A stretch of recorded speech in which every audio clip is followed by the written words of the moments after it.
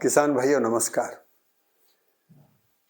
आज का जो विषय है वो थोड़ा सा आपका ध्यान आकर्षण प्रकृति की व्यवस्था को समझने की ओर, और बार बार यही बात उठती है कि समझना करने से अलग क्या क्रिया है।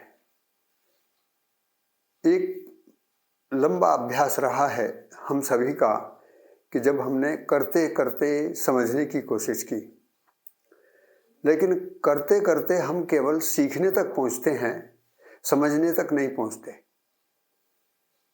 क्योंकि समझने पर सीखना भी ठीक होता है और करना भी ठीक होता है, लेकिन बिना समझे हुए सीखना भी बेकार जाता है और करने में भी परिणाम पूरा नहीं आता। इस बात को स्पष्ट रूप से समझना बहुत जरूरी है, क्योंकि खेती में यदि हम समझने की क्रिया को पूरी तरीके से अपने अंदर स्पष्ट नहीं कर पाते हैं तो हमारी पुरानी मान्यता ये रहती है कि हम तो समझे हुए हैं। जैसे बहुत सारे लोग खेती करते ही हैं और खेती करने के जो समय के साथ उनके अभ्यास हैं, कब गेहूं की फसल लगानी है, कब धान की फसल लगानी है, कहाँ बाजार में बेचना है, कहाँ से लागत खरीदना है, तो इस प्रकार के अभ्यास हमारे साथियों रहे हैं। पर इन अभ्यासों का हमारे समझने से कोई लेना देना नहीं है। ये अभ्यास तो हमारे करते करते जो कुछ हमने सीखा है उसी को हम दूसरी आने वाली परंपरा को सिखाते रहते हैं। तो परंपरा से परंपरा को समझना आगे नहीं बढ़ पाया, बल्कि परंपरा से परंपरा में अभी तक जो भी गया है वो करने और सीखने तक गया है।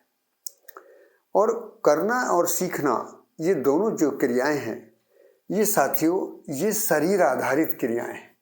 यदि मैं इसको लिखता हूं तो ये दोनों ही ये शरीर आधारित क्रियाएं हैं।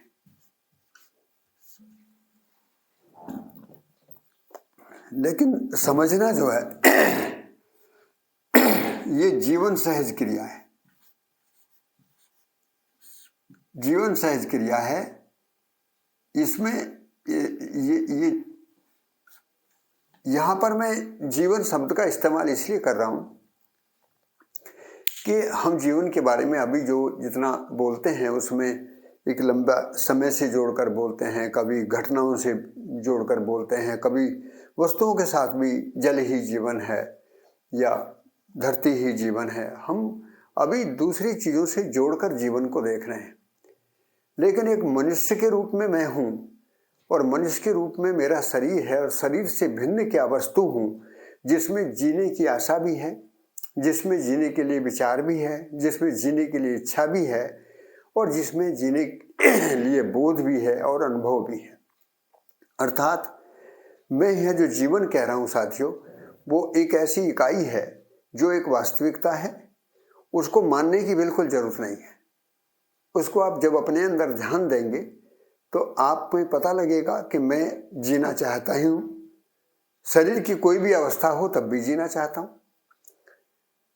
शरीर बीमार है तब भी जीने की आशा बराबर बनी रहती है, शरीर कमजोर है तब भी बनी रहती है, शरीर बूढ़ा है तब भी बनी रहती है, बचपन है तभी भी बनी रहती है। तो शरीर की आयु से जीने की आशा को कम ज़्यादा होना नहीं होता। उस जीने की आशा को पूरा करने के लिए विचार हर समय होता ही रहता है, और विचार में से जो भी चीज़ें प्राथमिकता से उभरती हैं साथियों, उनको हम इच्छा के रूप में देखते हैं और उनके लिए भी हम निष्कर्ष पूर्वक, निर्णय पूर्वक उनको पूरा करने के इरादे से आगे बढ़ते ही हैं। ये हमारी रोज की दिनचर्या है। हर क्षण हर पल हमारे अंदर ये होता ही रहता है। हर समय विश्लेषण होता ही रहता है, निर्णय होते ही रहते हैं, निर्णय बदलते ही रहते हैं। तो ये सारी जो घटनाएं हैं ये आशा, विचार, इच्छा के अंतर्गत ही होती रहती हैं। लेकिन जब ये केवल शरीर तक ही रहती हैं तो इनमें असंतुष्टि रहती है। पूरी संतुष्टि, पूरी सफलता जो मनुष्य चाहता है वो इसमें पूरा नहीं होता, क्योंकि शरीर से जुड़ी हुई सारी चीज़ों में जो सुख है, जो हमारी जो चाहना का जो एक स्तर है, वो पूरे तरीके से तृप्त नहीं हो पाता, अधूरा रहता है। वो अधूरेपन की पीड़ा से ही कहीं ना कहीं अपने अंदर सवाल उठते हैं कि आगे फिर और क्या चीज़ है। तो यहाँ पर मैं आज यही स्पष्ट करना चाहता हूँ कि मानव जो है वो जीवन और शरीर का संयुक्त रूप है। जीवन नाम की जो क्रिया है वो एक चैतन्य परमाणु है, और वो चैतन्य परमाणु अपनी स्थिति में बहुत ही तीव्र गति से, जिसके बल और शक्तियाँ जो हैं वो बहुत ही अक्षय हैं। अक्षय माने उनमें क्षय नहीं होता, उनमें कोई भौतिक रासायनिक क्रिया जैसा परिवर्तन उनके अंदर नहीं होता। जैसे हम सम्मान चाहते हैं तो वो सम्मान को चाहने की जो मेरे अंदर जो चाहना है उसमें कोई भौतिक रासायनिक परिवर्तन नहीं होता। विश्वास के लिए भी नहीं होता, न्याय के लिए भी नहीं होता, ईमानदारी से जीने के लिए भी नहीं होता, सत्य बोलने के लिए भी नहीं होता, सही को जानने और जीने के लिए भी नहीं होता। लेकिन जब हम इन चीज़ों के उत्तर हमको नहीं मिलते, केवल शब्द हमारे पास रहते हैं और उत्तर हमको नहीं मिलते हैं, तो शब्द के अंदर जो अर्थ सहित वस्तु के साथ जीने की जो प्रेरणा है वो कमजोर हो जाती है। वो कमजोर प्रेरणा ही अतृप्ति है, वही तकलीफ है। तो आज हमारा बिल्कुल मन था आपसे कि खेती के विषय में भी इन गंभीर बातों को जानना बहुत जरूरी है, क्योंकि निर्णय लेने वाला मैं ही हूं। निष्कर्ष को जानने, जांचने, विश्लेषण करने का अधिकार मेरे ही पास है। शरीर के द्वारा तो मैं अभिव्यक्त होता हूं, शरीर के द्वारा मैं कुछ चीज़ों को सीखने का, जैसे मुझे लिखना कम आता है तो मैं अच्छा लिख सकता हूँ, मुझे बोलना कम आता है तो मुझे बोल सकता हूँ। कई बार अभिव्यक्ति में गाना, नाचना, खाना बनाना, खेती करना, ये सब सीखने के एक विषय हैं। लेकिन सीखने और करने में क्या अंतर है? जब हम करने जाते हैं तो उत्पादन के लिए श्रम का नियोजन करते हैं, फिर हम क्या उत्पादन करना है ये निर्णय पूर्वक हम प्रयास करते हैं, तो उस प्रयास को हम करना बोलते हैं। लेकिन सीखने में और करने में यही थोड़ा सा अंतर है कि सीखने में हमने उत्पादन के लिए निर्णय नहीं लिया है।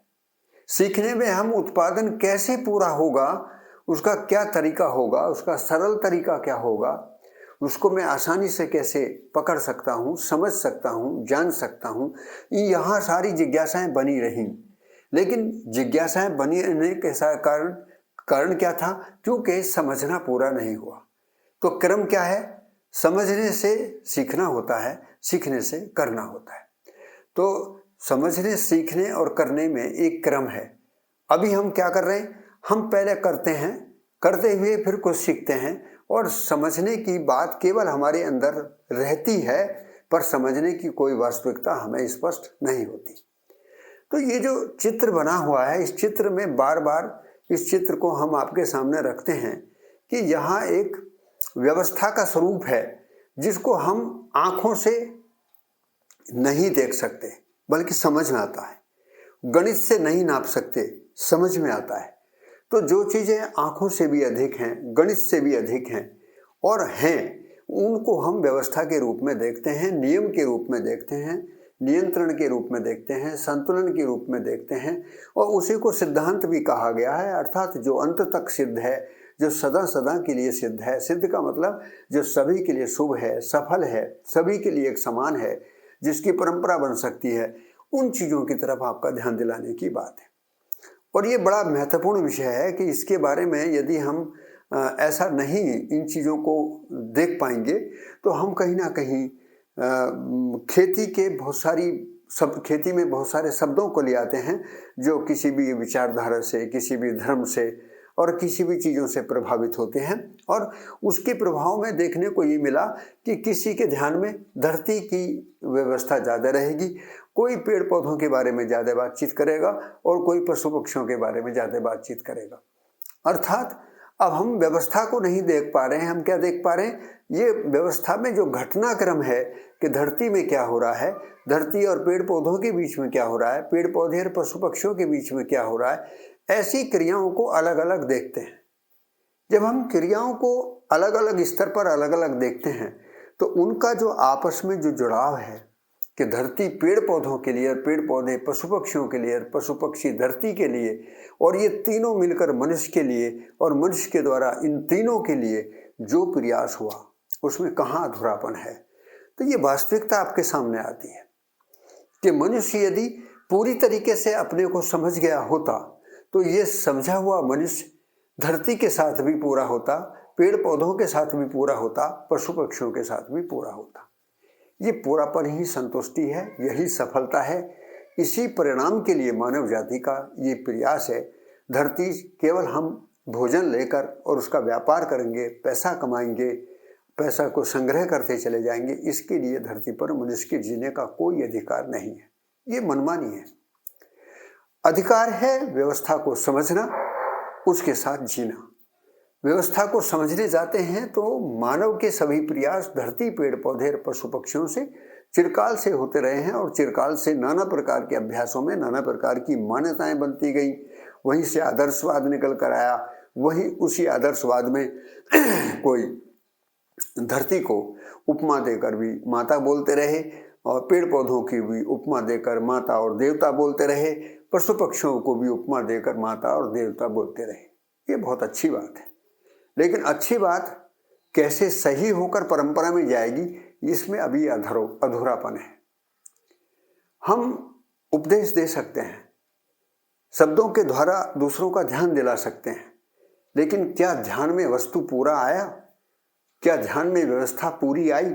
यदि व्यवस्था और वस्तु ध्यान में पूरी आई नहीं तो उन शब्दों का अर्थ ही अधूरा है, उन शब्दों का बोलना ही अधूरा है। ये अधूरापन ही कहीं पीड़ा देता है।